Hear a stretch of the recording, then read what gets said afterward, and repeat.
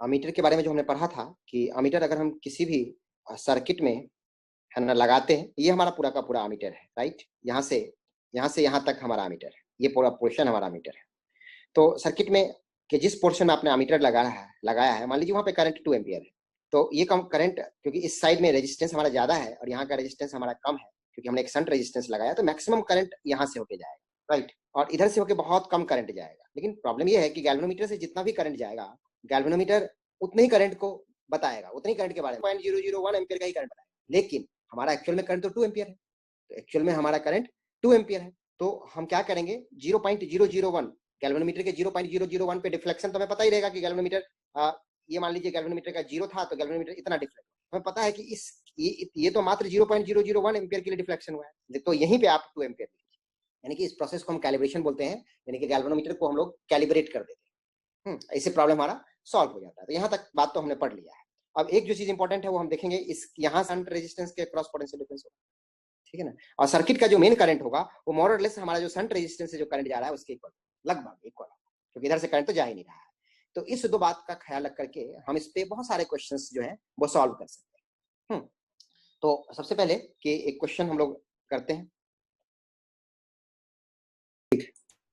तो देखिए कि हमारे पास एक गैल्वेनोमीटर है जिसका कि रेजिस्टेंस है 20 ओम, इसमें 1 मिली एम्पियर का करंट मैक्सिमम जा सकता है, यानी कि फुल स्केल डिफ्लेक्शन जो है 1 मिली एम्पियर है। फुल स्केल डिफ्लेक्शन का मतलब ये हो गया कि हमारा निडल जो है वो 0 पे पॉइंट कर रहा है जब हमारा गैल्वेनोमीटर से करंट 0 पास कर रहा है, और गैल्वेनोमीटर से जब हमारा 1 के बाद स्केल ही नहीं है, इससे ज्यादा रोटेट ही निडल नहीं कर सकता है। और निडल अगर रोटेट नहीं कर सकता है, इसका मतलब निडल कनेक्टेड है कॉइल से, तो कॉइल रोटेट नहीं कर सकता, कॉइल कनेक्टेड है स्प्रिंग से, यानी कि स्प्रिंग उसके बाद फर्दर एक्सटेंड नहीं हो सकता, ठीक है। अब देखिए यहाँ से 0 और 100 मिली एम्पियर का करंट है, तो 0 को हमें मैप करना है इसके 0 पे, और 100 मिली एम्पियर को मैप करना है इस पे, यानी कि निडल का ये पोजीशन जो है 100 मिली एम्पियर से मैप हो जाएगा, यानी कि 100 मिली एम्पियर को आपको 1 मिली एम्पियर पे मैप करना है। ये एक्सट्रीम केस की बात, क्योंकि फुल स्केल डिफ्लेक्शन इतना ही है। आपको मेजर क्या करना है, 0 से 100 मिली एम्पियर तक के करंट को मेजर करना है। तो 100 मिली एम्पियर जब करंट सर्किट में हो, यहाँ पे करंट जाना चाहिए, यानी कि फुल स्केल डिफ्लेक्शन पे लेके चलेगा। अब आप एक ऐसा भी प्रॉब्लम हो सकता है जिसमें 1 मिली एम्पियर पे मत डिफ्लेक्ट करो, 100 को मैप कर दो यहाँ पे, कभी भी हो सकता है। लेकिन इसका प्रॉब्लम में कहने का मतलब है कि आप 1 मिली एम्पियर पे मैप कर सकते हैं, कर लीजिए। और तो यहाँ से होकर के हमारा 99 मिली एम्पियर का करंट चला जाएगा, 1 मिली एम्पियर करंट इधर चला जाएगा, 1 मिली एम्पियर का करंट जब इधर जाएगा तो ये फुल स्केल डिफ्लेक्शन हो नहीं जाएगा। हम मान रहे हैं ऐसा, हम करेंगे ऐसा। तो ये चीजें हमें समझ में आ गया है। तो इसमें क्वेश्चन है कि find the value of shunt resistance needed. Question is find value of shunt resistance, shunt resistance. इस पर्पस के लिए हमारा शंट रेजिस्टेंस का क्या वैल्यू होगा। तो ये बहुत आसान है क्वेश्चन। मैं पहले ही बोला था कि हम लोग नहीं जाएंगे इसमें गैल्वेनोमीटर के चक्कर में, हम लोग नहीं जाएंगे, हम लोग अपना काम करेंगे, है ना। बेसिक जो सर्किट हमने सॉल्व करा है वो सर्किट का यूज करेंगे हम लोग। तो क्या होगा, इसमें करंट पता है S into 99, S into 99, potential difference हो गया इसके और इसके बीच में 99 मिली एम्पियर पोटेंशियल डिफरेंस हो गया। This is equal to potential difference across galvanometer and that is 20 into 1 milliampere. Full scale deflection के लिए हमने ये काम करा। So S is equal to कितना हो जाएगा बच्चों, 20 upon 99। This is equal to जो भी आप करना चाहे कर लीजिए, लगभग 0.201। ठीक है ना, ऐसा कुछ हो गया। इसको 0.2 ओम भी लिख सकते हैं। सेकेंड क्वेश्चन करें, find the resistance of ammeter. Ammeter का रेजिस्टेंस क्या हो जाएगा, फाइंड रेजिस्टेंस ऑफ अमीटर। तो रेजिस्टेंस ऑफ अमीटर हो जाएगा, एक हमारा रेजिस्टेंस ये है और एक रेजिस्टेंस ये है, दोनों पैरेलल में है। अमीटर हमारा ये, तो अमीटर का रेजिस्टेंस बहुत कम होगा, डेफिनेटली कम ही करना चाहिए ताकि हीट डिसिपिटेशन जो हो वो मिनिमम हो। तो पैरेलल में जो रेजिस्टेंस हो जाएगा वो 0.2 इंटू 20 अपॉन 20.2, ठीक है। तो ये हमें दिख रहा है, ये 4 हो जाएगा, 4 अपॉन 20 लगभग दैट इज 1/5 ओम के आसपास। 1/5 जो हो जाएगा 0.2 हो जाएगा, तो इसका आंसर हो जाएगा 0.198 समथिंग, ठीक है। ये बात समझ में आ गया। अब थर्ड क्वेश्चन पूछ रहा हूं कि अभी currently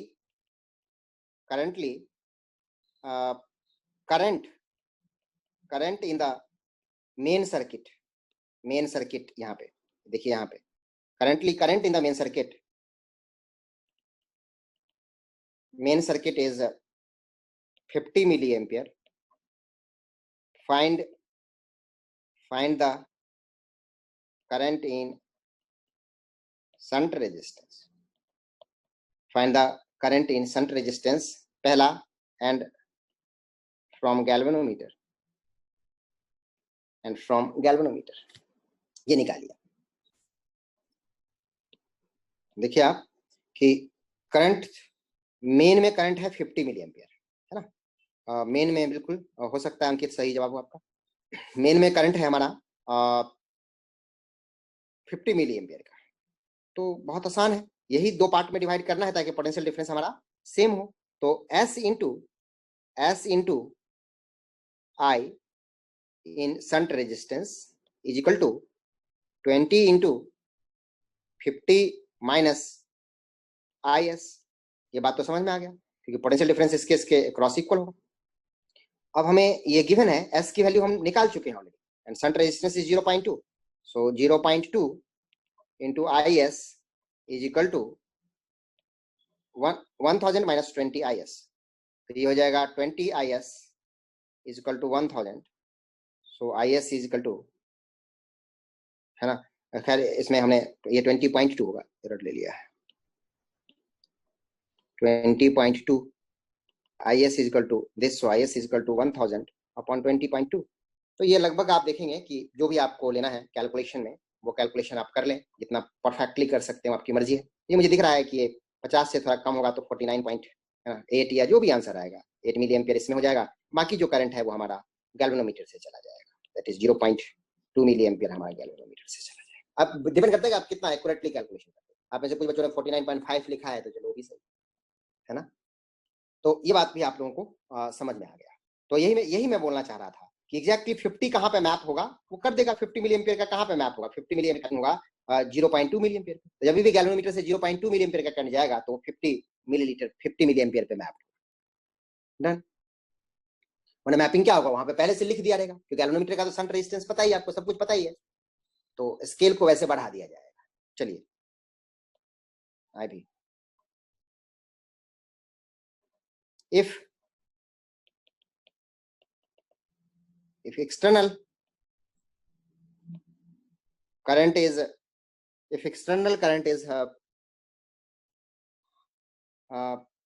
200 milliampere, then find the current through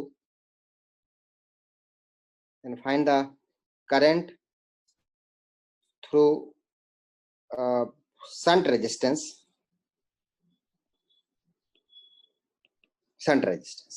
देखिए ये क्वेश्चन जो है, जैसे पूछा गया कि 200 मिली एम्पियर का जब करंट एक्सटर्नल सर्किट में, तो एक्सटर्नल सर्किट में अगर 200 मिली एम्पियर का करंट है तो हम यहाँ से 200 मिली एम्पियर का करंट है। तो अब देखिए यहाँ पे दो चीजें हैं कि क्या यहाँ पे 1 मिली एम्पियर से ज्यादा करंट जा सकता है ना। ये डिफ्लेक्शन नहीं होने जा रहा है, टॉर्क जो है वो रोक दे रहा है, उसके बाद फर्दर जरूरत नहीं है करंट की। मतलब एक एंटी डायरेक्शन जो करंट पास कर रहा है, उसे एंटी डायरेक्शन इतना ज्यादा टॉर्क हो गया है कि वो टॉर्क ने रोक दिया है। लेकिन क्या हम उससे फर्दर करंट पास करना चाहेंगे तो नहीं जाएगा क्या, है ना, जाएगा। लेकिन वो बहुत ही माने स्प्रिंग बहुत ही ज्यादा टाइट हो गया होगा, यानी कि फर्दर वो जाने नहीं देगा उस करंट को इससे। तो 1 मिली एम्पियर के बाद इससे करंट को अलाउ नहीं करेगा वो जाना, है ना। माने स्प्रिंग इतना ज्यादा टाइट हो चुका है कि उसके बाद बहुत ज्यादा फोर्स को भी वो बैलेंस कर लेगा, टॉर्क को भी वो बैलेंस कर लेगा, लेकिन बहुत ज्यादा डिस्प्लेसमेंट नहीं होने वाला है, यानी करंट उससे होकर नहीं पास करेगा, यानी कि सारा का सारा करंट इससे होकर पास करेगा। यानी कि आप बोल सकते हो शंट रेजिस्टेंस, इसलिए मैंने पूछा है करंट थ्रू शंट रेजिस्टेंस। तो करंट थ्रू शंट रेजिस्टेंस हो जाएगा 199 मिली एम्पियर, 199 मिली एम्पियर। लेकिन बच्चों गैल्वेनोमीटर कितना मेजर करेगा, गैल्वेनोमीटर मेजर करेगा 100 मिली, क्योंकि गैल्वेनोमीटर से उससे ज्यादा करंट पास ही नहीं कर रहा है, गैल्वेनोमीटर से ओनली 1 मिली एम्पियर करंट। तो आप जो भी करंट को यहाँ पे बढ़ा रहे हो, और ऐसे लिमिटेशन था इसका 0 और 100 मिली एम्पियर के करंट को मेजर करने का, और आपने 200 मिली एम्पियर का करंट मेजर कर दिया, तो सारा का सारा करंट इधर जाएगा। इधर से तो 1 मिली एम्पियर ही ना, 1 मिली एम्पियर जो मैप है वो किस पे मैप है, 100 मिली एम्पियर पे मैप है। तो 1 मिली एम्पियर 100 मिली एम्पियर पे मैप है, इसका मतलब है इससे 100 मिली एम्पियर करंट ही शो दिखा रहा है आपको, जबकि एक्चुअल सर्किट में 200 मिली एम्पियर का करंट। तो क्यों ऐसा अमीटर लगाओ, क्योंकि इस अमीटर का रेंज जो है वो 0 to 100 मिली एम्पियर का है। लेकिन शंट रेजिस्टेंस से कितना करंट जाएगा, 199 मिली एम्पियर का करंट जाएगा। रेजिस्टेंस। ये पता ही नहीं चलेगा, ये तो जा रहा है, हमें पता नहीं चलेगा। पता तो गैल्वेनोमीटर करके देगा ना, गैल्वेनोमीटर 1 से ज्यादा पता ही करके नहीं देगा। तो ये बात हमें समझ में आ गया। एक और प्रॉब्लम हम लोग कर लेते हैं कि हमारा कि when external current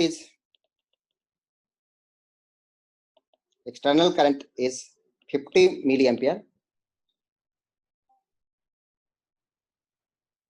when 50 milliampere current is passing through ammeter, 0.5 milliampere will pass through the galvanometer,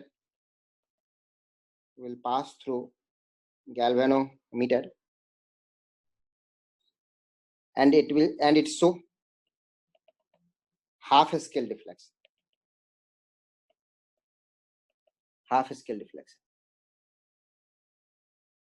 No, ये नहीं, ये तो क्वेश्चन ही नहीं, ये तो क्वेश्चन ऑलरेडी मैं पूछ चुका हूँ। ये देखिए आप, इसमें कोई कैलकुलेशन मिस्टेक मैंने करा था क्या? ये जो G2 आया था, ये कैलकुलेशन मिस्टेक था या 49.5 आएगा? 49.5 एंड 0.5 आएगा, कोई कैलकुलेशन मिस्टेक करा क्या मैंने? 0.2 IS, या सही है मेरा? क्योंकि ये क्वेश्चन पूछ रखा है 49.5 और 0.5 पे। 49.5 आएगा। कहाँ गलती करा है? यहाँ पे गलती तो नहीं करा है, S की वैल्यू 0.2 है। अच्छा, S की वैल्यू 0.2 मैंने ले लिया ना, S की वैल्यू एक्चुअल में 0.2 समथिंग है, तो ठीक है, वो देख लीजिए आप, जो भी कैलकुलेशन हो, जैसा भी, डन। अब देखिए यहाँ पे कि जब हमारा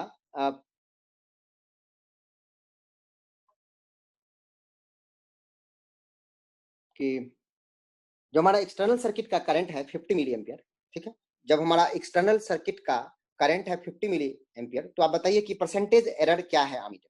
percentage error in ammeter when external current is of 50 milliampere. आपको पता है कि परसेंटेज एरर क्या हो जाएगा? एरर, तो एरर कितने का है? 50 माइनस एक्चुअल में कितना दिखा रहा है? 49.5,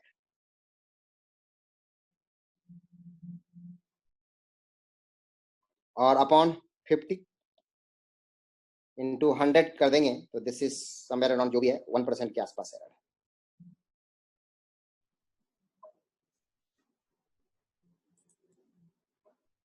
ठीक है, तो बात क्या होगा? अगर अमीटर नहीं रहता तो करंट कितना होता? अगर अमीटर नहीं होता तो इस रेजिस्टेंस से इससे कितना करंट रहता? अगर अमीटर नहीं रहता तो 50 एम्पीयर का करंट यहाँ से जाता है ना, इस ब्रांच से 50 एम्पीयर का करंट जाता। और अगर अमीटर आपने लगा दिया है तो इस ब्रांच से करंट कितना जा रहा है? इस रेजिस्टेंस के आने की वजह से करंट में डिक्रीमेंट हो गया। करंट में कितना डिक्रीमेंट हुआ है? देखिए आप, करंट में डिक्रीमेंट हुआ है क्योंकि रेजिस्टेंस बढ़ गया है। So current, new current is equal to voltage is, sorry, ये कैसे निकालेंगे हम? अगर हमारा वोल्टेज है V, तो V upon R, V upon current वो गिवन है। अब का हमारा करंट हो जाएगा, ऐसे तो निकलेगा। देखिए एक क्वेश्चन करें, क्वेश्चन सेपरेटली हम इसको करते हैं। तो एक बैटरी है जिसका कि वोल्टेज हमारा 1 वोल्ट है, और एक इसमें 20 ओम का रेजिस्टेंस है, ठीक है। और अब हमने इसमें करंट की वैल्यू कितना हो जाएगा? I is equal to V/R, that is 1/20। This is the current. 1/20 की वैल्यू हो जाएगा 50 मिली एम्पियर। ये करंट हमारा है। अब हमने क्या करा कि इसको मेजर करना है मुझे, 50 मिली एम्पियर के करंट को मेजर करना है। तो हमने एक 20 ओम का रेजिस्टेंस तो लगाई है, हमने एक अमीटर लगा दिया। और अमीटर कौन सा लगाया? जो प्रीवियस प्रॉब्लम का ammeter. So ammeter, same ammeter in the previous problem, ये हमारा अमीटर है, ठीक है। तो अब हमारा करंट क्या होगा? तो अब का करंट हो जाएगा हमारा I1, this is I0, this is I1 is equal to 1 upon ammeter का भी रेजिस्टेंस आ गया, और अमीटर का रेजिस्टेंस कितना है बच्चों? 0.2, दैट इज अब का जो करंट हो जाएगा 1/20.2 हो जाएगा। So this is equal to approximately 49.5 milli ampere.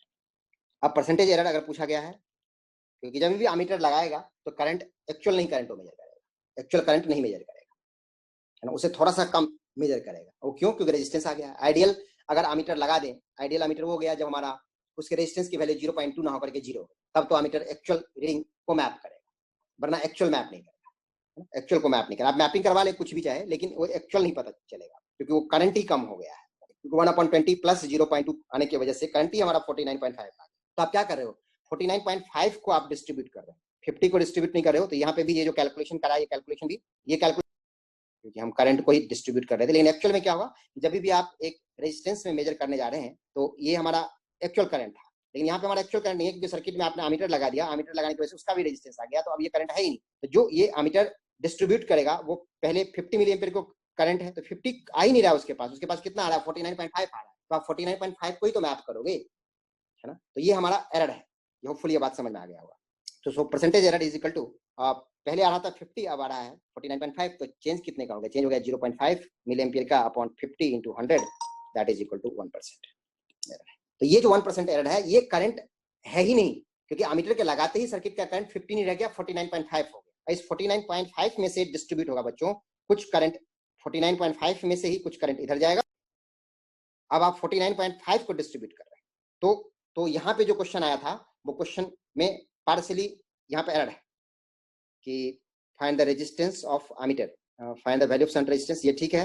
यहाँ पे देखिए आप कि हम लोगों ने ले लिया था 50 माइनस IS कर दिया, तो ये 50 है ही नहीं, ये 49.5 है, क्योंकि जब भी आपने रेजिस्टेंस लगाया तो ये 50 नहीं, ये 49.5। तो आप 49.5 यहाँ पे ले ले, फिर चीज को कर 49.5 और फिर 49.5 से लेकर के कैलकुलेशन करें। तो यहाँ पे हम चीज को, और ये हो जाएगा S × IS × 99 minus 20 IS, so 20.2 IS is equal to 99, so IS is equal to 99 upon 20.2, ये हमारा IS हो जाएगा। फिर हम रिमेनिंग करंट उससे भी निकालेंगे। तो ये आपको कैलकुलेशन करके देख लीजिए, जो आंसर आएगा वो ये। तो एक बार आप डिवाइड करोगे 99 को 20.2 से, वो जो आप पहले करके दे रहे थे वही चीज होगा, जो भी होगा, लेकिन ये चीज होगा, क्योंकि अब हमारा 50 करंट नहीं आ रहा है, हमारा 49.5 करंट आ रहा है। तो इस करंट पे हमें ये डिवीजन लगाना चाहिए आइडियली। लेकिन आप यहाँ पे क्योंकि बहुत कम रिड्यूस होता है, 50 भी आप लिख सकते हो, तो कैलकुलेशन पे ज्यादा फर्क नहीं पड़ता है। लेकिन ये हमारा एक्चुअल, क्योंकि जब आप एमीटर लगाते हो तो मेन करंट भी तो रिड्यूस, तो 49.5 मिली एम्पीयर का करंट डिस्ट्रीब्यूट होने जा रहा है। चलिए, तो हम लोग गैल्वेनोमीटर का सेकंड एप्लीकेशन पढ़ते हैं। तो सेकंड एप्लीकेशन ऑफ गैल्वेनोमीटर,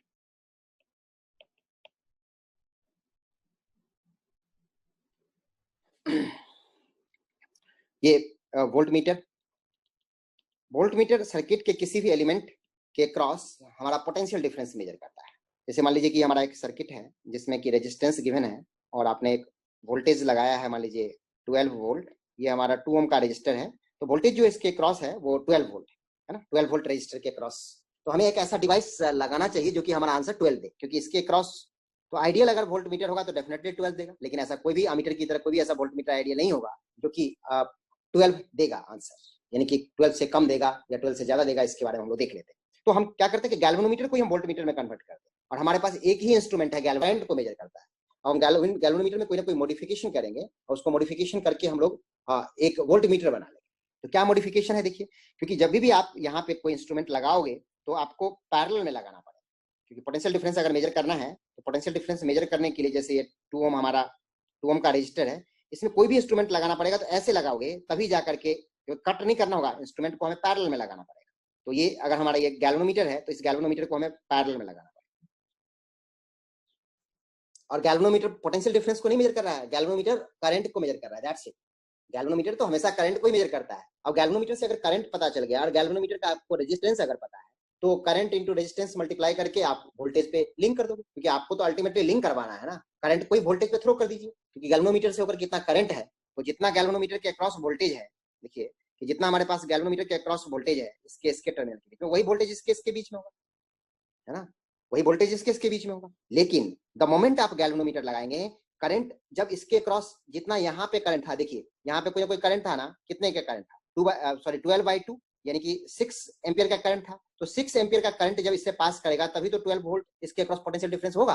लेकिन गैल्वेनो कि इसके इसके बीच जो पोटेंशियल डिफरेंस होगा वही इसके बीच पोटेंशियल डिफरेंस। सीरीज में लगाओगे तो नहीं होगा। तो आपको गैल्वेनोमीटर लगाना तो जरूरी है, लेकिन गैल्वेनोमीटर लगाते ही जो यहाँ पे 6 एम्पियर का करंट था उसमें से कुछ एम्पियर का करंट इधर चला जाएगा, कुछ एम्पियर का करंट इधर चला जाएगा। तो मान लीजिए कि 5.9 एम्पियर का करंट इधर जा रहा है, 5.9 एम्पियर का करंट इधर जा रहा है, तो अब 5.9 इंटू 2 ही तो इसके क्रॉस वोल्टेज होगा। 5.9 इंटू 2 यानी कि 11.8 वोल्ट ही तो मेजर कर पाएगा गैल्वेनोमीटर। तो गैल्वेनोमीटर 11.8 वोल्ट ही मेजर कर पाएगा, है ना। और इस एरर को कैसे मिनिमाइज करोगे? इस एरर को मिनिमाइज बच्चों ऐसे करोगे कि यहां से ज्यादा करंट जाए, यानी कि जो 12 के अक्रॉस 12 वोल्ट 6 एम्पियर का जो करंट जा रहा था वो 6 एम्पियर का ही करंट लगभग जाता है, पूरा तो नहीं जाएगा। तो आप इसको कैसे मिनिमाइज करोगे? यानी कि इस ब्रांच से करंट कम जाए, और इस ब्रांच से करंट कम जाएगा तो प्रॉब्लम क्या है कि गैल्वेनोमीटर हो सकता है कम डिफ्लेक्ट, क्योंकि आपको मैपिंग करना है ना, तो छोटे करंट को तो मैपिंग नहीं कर सकते। इसमें जितना कम आप भेजोगे करंट, ठीक है, भेजना तो चाहिए इससे कम करंट, क्योंकि ज्यादा करंट इधर जाएगा तो अच्छा है, कुछ ना कुछ करंट तो लेके जाना पड़ेगा, तभी तो डिफ्लेक्ट होगा। तो आप मिनिमम करंट से, मिनिमम डिफ्लेक्शन से आप पहचान पाओगे। यानी कि मैं ये बता रहा हूं कि अगर जीरो का नीडल यहाँ पे है ना, तो अगर थोड़ा सा भी डिफ्लेक्ट हो गया तो उसको पहचान पाओ आप। इसको सेंसिटिविटी वो बोला जाता है, जो हम लोग पढ़ेंगे बाद में। तो हायर सेंसिटिविटी, यानी कि छोटे से डिफ्लेक्शन पे भी ना वो दिखा पाए, थोड़ा सा डिफ्लेक्शन, ये छोटे से करंट के लिए भी एक डिफ्लेक्शन दिखा पाए। तो इससे आप मिनिमम करंट भेजेंगे, और इससे मिनिमम करंट भेजेंगे, इसका मतलब क्या है? इसका मतलब यह है कि इसका जो गैल्वेनोमीटर का जो रेजिस्टेंस होना चाहिए वो बच्चों क्या होना चाहिए? मैक्सिमम रेजिस्टेंस होना चाहिए। जब गैल्वेनो से कम करंट, तो गैल्वेनोमीटर का रेजिस्टेंस जो है वो आपको ज्यादा बढ़ाना पड़ेगा। तो आप बोलोगे गैल्वेनोमीटर का रेजिस्टेंस तो ज्यादा होता ही है, तो जितना ज्यादा होता है 20, 40, 50 ओम, उसमें और ज्यादा कर दो ना, और ज्यादा कर दो। और गैल्वेनोमीटर में का रेजिस्टेंस हम क्यों बढ़ाते हैं? जितना होता है उससे ज्यादा क्यों बढ़ाते हैं? इसलिए बढ़ाते हैं कि गैल्वेनोमीटर से करंट कम जाए, और जो मेन करंट था हमारा, मेन करंट इसके थ्रू, मेन करंट को वहां से ही भेजना जरूरी है, नहीं तो इसके क्रॉस पोटेंशियल ड्रॉप जो है मतलब उतना नहीं रह पाएगा जितना होना चाहिए था। तो आप कैसे कन्वर्ट करोगे? एक तो गैल्वेनोमीटर को आप सर्किट में कैसे लगाते हो? तो गैल्वेनोमीटर को सर्किट में आप एक्सटर्नल सर्किट में आप पैरेलल में लगाते हो, जिसके क्रॉस पोटेंशियल डिफरेंस आपको मेजर करना है उसके पैरेलल में लगाते हो। और ये मैं वोल्ट मीटर की बात कर रहा हूँ बच्चों, वोल्ट मीटर की बात कर रहा हूँ, गैल्वेनोमीटर की बात नहीं कर रहा हूँ, वोल्ट मीटर की बात कर रहा हूँ। अब इसको मैं वोल्ट मीटर में कन्वर्ट कर देता हूँ। तो वोल्ट मीटर को कैसे हम एक्सटर्नल सर्किट में लगाते हैं, पैरेलल में कनेक्ट करते हैं, किसके? जिसके क्रॉस हमें पोटेंशियल डिफरेंस मेजर करना है उसके, है ना। और हम खुद हम वोल्ट मीटर कैसे बनाएंगे? तो वोल्ट मीटर हम गैल्वेनोमीटर से बनाएंगे। कैसे? कंस्ट्रक्शन ऑफ वोल्ट मीटर क्या होगा हमारा? ये हमारा एक गैल्वेनोमीटर है,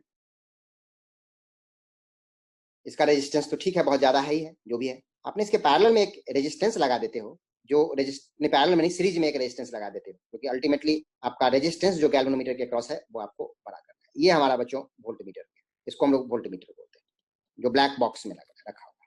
यानी कि जो गैल्वेनोमीटर का रेजिस्टेंस आरजी था उसके साथ साथ एक और रेजिस्टेंस निकाल देते हो, इसको शंट नहीं बोलते, इसको एक बड़ा रेजिस्टेंस मानते हो, जो बहुत बड़ा ज्यादा रेजिस्टेंस है। अब ये रेजिस्टेंस कितना ज्यादा होना चाहिए?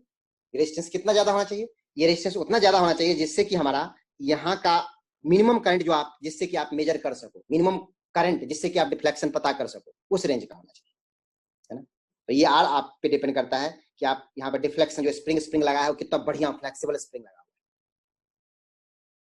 ठीक है। तो ये हमारा वोल्ट मीटर हो गया। वोल्ट मीटर क्या है? गैल्वेनोमीटर प्लस एक रेजिस्टेंस इन सीरीज, प्लस एक बड़ा रेजिस्टेंस इन सीरीज। आमीटर क्या था हमारा? आमीटर था हमारा गैल्वेनोमीटर एंड प्लस एक छोटा रेजिस्टेंस इन पैरेलल। आमीटर को आप सर्किट में कैसे कनेक्ट करते थे बच्चों? सर्किट में सीरीज में कन्वर्ट करते थे। देखिए सीरीज में जहां पे आपको करंट मेजर करना है उसको कट कर दीजिए, बीच में लगा दीजिए, यानी कि सीरीज कह सकते हो। तो आमीटर हमारा सीरीज में सर्किट में कनेक्टेड होता है, लेकिन आमीटर के अंदर जो शंट रेजिस्टेंस होता है वो पैरेलल में। वोल्ट मीटर हमारा सीरीज में कनेक्टेड होता है। तो ये बात हम लोगों को पता चलता है, डन। अब वोल्ट मीटर का एक रेजिस्टेंस होगा, तो रेजिस्टेंस ऑफ वोल्ट मीटर कितना हो गया? Resistance of voltmeter equal to R G plus R G plus R. जो करंट है आ रहा है हमारा आई, इस करंट को डिवाइड करोगे, इधर से आई वी और इधर से आई माइनस आई वी, और आई वी हमारा जितना कम होगा, जीरो नहीं कर सकते हो, क्योंकि जीरो करोगे तो वोल्ट मीटर, कोई क्वेश्चन आपसे पूछ देगा कि वोल्ट आइडियल वोल्ट मीटर के केस में क्या जीरो करंट हो सकता है? तो जीरो तो करंट नहीं हो सकता, क्योंकि जीरो अगर करंट हो गया तो गैल्वेनोमीटर क्या मेजर करेगा? गैल्वेनोमीटर से करंट ही नहीं पास करेगा, तो डिफ्लेक्ट क्या होगा? ठीक है। क्या आप यहाँ पे आइडियल गैल्वेनोमीटर के केस में, क्या आप रेजिस्टेंस गैल्वेनोमीटर का जीरो कर सकते हो? यानी कि आप क्या कर रहे हैं कि शंट रेजिस्टेंस को आप बहुत जीरो के आसपास कर रहे हैं, तो शंट रेजिस्टेंस को अगर आप 0 के आसपास कर देते हैं तो जो करंट है वो सारा का सारा करंट इधर चला जाएगा, इधर करंट कुछ भी नहीं जाएगा। तो ये भी नहीं कह सकते, ये बस आइडियल है, नाम है, तो आइडियल बनाया ही नहीं जा सकता। बस मानते हैं कि जब 0 हो जाए, 0 हो जाएगा तो गैल्वेनोमीटर ही खत्म हो जाएगा, ठीक है, यानी क्लोज टू 0 कर सकते हैं। तो ये चीज हमें पता चल गया।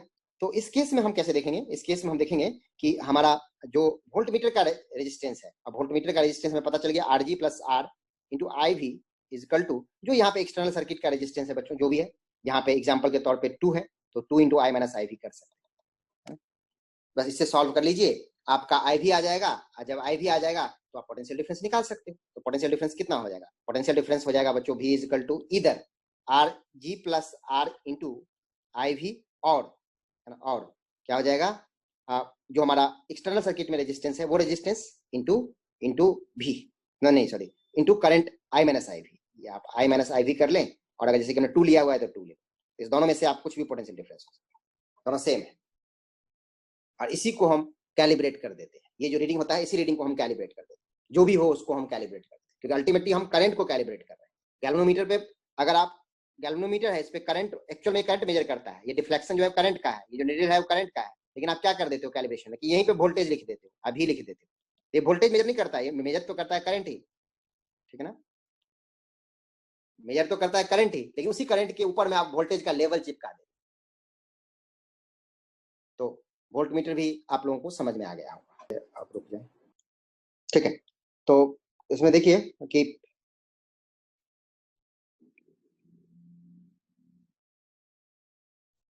पता नहीं कहां से ऑफ था, तो ठीक है। तो इसमें इस क्वेश्चन को देखें तो हमें गैल्वेनोमीटर पे हमारा डिवीजन जो है 50 डिवीजन है, और एक division is equivalent to 0.5 milliampere का करंट है। इसका मतलब है कि अगर 25 मिली एम्पीयर का करंट अगर हमें मिल जाए तो गैल्वेनोमीटर में फुल स्केल डिफरेंस, ठीक है। और गैल्वेनोमीटर को कन्वर्ट करना है वोल्ट मीटर में, जो 0 से 50 वोल्ट तक की चीज मेन सर्किट में अगर पोटेंशियल डिफरेंस हो तो उसको मेजर कर सके। तो ये तो हमारा गैल्वेनोमीटर हो गया, जिसमें कि एक्सटर्नल रेजिस्टेंस 10 ओम है, ये हमने R जोड़ दिया, फुल स्केल दिखाई दिया कि 25 मिली एम्पीयर का होगा। तो देखिए यहाँ पे आकर के ये हमारा वोल्ट मीटर है, ये हमारा मेन सर्किट का रेजिस्टेंस है। तो मेन सर्किट का जो रेजिस्टेंस है इसके अक्रॉस जो पोटेंशियल डिफरेंस होना चाहिए that is equal to 50 volt, और फिर वो 50 वोल्ट वो 50 वोल्ट यहाँ पे भी होना चाहिए, है ना, वोल्ट मीटर के अक्रॉस भी वही 50 वोल्ट होना चाहिए। तो वोल्ट मीटर के अक्रॉस कितना वोल्टेज होगा, दैट इज R इंटू आई, यानी कि ये वोल्ट मीटर के अक्रॉस रेजिस्टेंस, क्योंकि R प्लस 10 होगा, क्योंकि R तो गैल्वेनोमीटर का रेजिस्टेंस 10 था और R हमने एक एक्सटर्नल रेजिस्टेंस जोड़ा था यहाँ पे, तो ये R प्लस 10 हो जाएगा into let the current through the galvanometer is I, या वोल्ट मीटर जो भी बात करें, तो गैल्वेनोमीटर एंड वोल्ट मीटर से सेम करंट जा रहा है, ये हमारा पूरा का पूरा वोल्ट मीटर, तो that is I, this is equal to 50 volt जो इसके क्रॉस वोल्टेज है, क्योंकि हमें एक्सटर्नल सर्किट का वोल्टेज 50 है, यहाँ के 50 तक के मेजर चीज को मेजर करना है, मैक्सिमम 50 है, तो मैक्सिमम 50 मतलब वहां पे हम एज्यूम करें कि फुल स्केल डिफ्लेक्शन हो जाना चाहिए। सो कैलकुलेशन करा तो R की वैल्यू हमारा 1990 हो गया। अब देखिए कि इसको लगाने से एक प्रॉब्लम भी आया है। प्रॉब्लम क्या आया है कि जब भी आपने यहाँ पे करंट था, वो करंट जब इससे जा रहा था तब जाकर के इसके क्रॉस जो वोल्टेज था वो 50 वोल्टेज मान, या कोई भी वोल्टेज, या 40 वोल्टेज, जो भी वोल्टेज है वो आ रहा है। लेकिन ठीक है, यहाँ पे वोल्टेज मान लीजिए कुछ है, कुछ भी है, 40 वोल्ट मान लीजिए, तो 40 वोल्ट तो तब है ना जब कुछ करंट आ रहा होगा, क्योंकि रेजिस्टेंस तो फिक्स है। अब जब भी आपने वोल्ट मीटर लगाया तो कुछ करंट इधर भी चला जाएगा, यानी कि इसके क्रॉस वोल्टेज थोड़ा कम हो जाएगा, और उसी कम वाले वोल्टेज को ये मेजर करेगा। तो यानी कि इसमें एक एरर आ गया, जो एक्चुअल वोल्टेज था, जो पोटेंशियल डिफरेंस मेजर कर पा रहा है, उसमें एक एरर है। तो उस एरर को भी कैलिब्रेशन के टाइम पे एडजस्ट कर लिया जाता है, ऐसी बात नहीं है कि कैलिब्रेशन के टाइम पे उसको एडजस्ट नहीं करा जाता। तो हम एक क्वेश्चन करते हैं, ठीक है। तो potential difference across A B जो आया है इनिशियली वो कितना आएगा बच्चों, 20 वोल्ट, है ना। अब हमने जब ये वोल्ट मीटर लगा दिया है तो पहले करंट यहाँ पे 1.5 एम्पीयर का करंट था, तो डेफिनेटली वोल्ट मीटर लगा देने के बाद कुछ करंट का डाइवर्जन होगा, इधर भी जाएगा, इधर 1.5 नहीं रह जाएगा, और 1.5 भी नहीं रहेगा, क्योंकि रेजिस्टेंस इसका और इसका अलग हो गया ना, इसका 100 था पहले, इसका भी 100 था, 100 नहीं, आपने पैरेलल में कुछ वोल्टेज कुछ रेजिस्टेंस जोड़ दिया, तो उसकी वजह से करंट कम हो जाएगा। तो दैट मीन्स ये गिवन है कि हमारा वोल्ट मीटर का जो रेजिस्टेंस है दैट इज 2000 ओम है, एंड परसेंटेज डिफरेंस जो वोल्टेज में आ जाएगा वो पहले का जो वोल्टेज है वो 20, नया वोल्टेज हो जाएगा हमारा 100 इंटू इस ब्रांच से हो गया करंट, या इसके क्रॉस भी ये भी आप कर लीजिए, ज्यादा अच्छा है, that is VAB upon 20 into 100। अब हमें RAB पता चल गया, दिस 100 इंटू 2000, क्योंकि हमारा वोल्टमीटर का रेजिस्टेंस गिवन है 2000, दिस इज 95.25। और इसके बाद VAB हमें निकालना है। तो VAB कैसे निकलेगा? VAB देखिए कैसे निकलेगा, क्योंकि ये करंट मेन करंट है, जो भी करंट है यही करंट हमारा इसमें भी होगा और इस दोनों का जो कंबाइंड आ गया है और उसमें भी यही चीजें आएगा, दोनों में सेम करंट होगा, इसमें और इससे होकर जो करंट जा रहा है उसमें, दोनों में सेम करंट। तो करंट को इक्वल कर दीजिए, तो इसमें at the voltage across this is V, तो इसके अक्रॉस जो वोल्टेज होगा 40 माइनस V हो जाएगा। तो 40 minus V upon 100 is equal to यहाँ का जो V अपॉन यहाँ का रेजिस्टेंस जो है 95.25 अभी हमने निकाला है, इसको सॉल्व कर लेते हैं, तो दैट इज इक्वल टू कुछ ना कुछ हमारा आ जा रहा है 0.5 के आसपास। तो परसेंटेज रेट होगा 0.5 अपॉन 20 इंटू 100, ये 19.5 आ रहा है, तो 0.5 हो गया अपॉन 20 इंटू 100 बेसिस। तो ये हमारा चीजें निकल आया। चलिए ठीक है, इसके बाद हम लोग नेक्स्ट क्लास में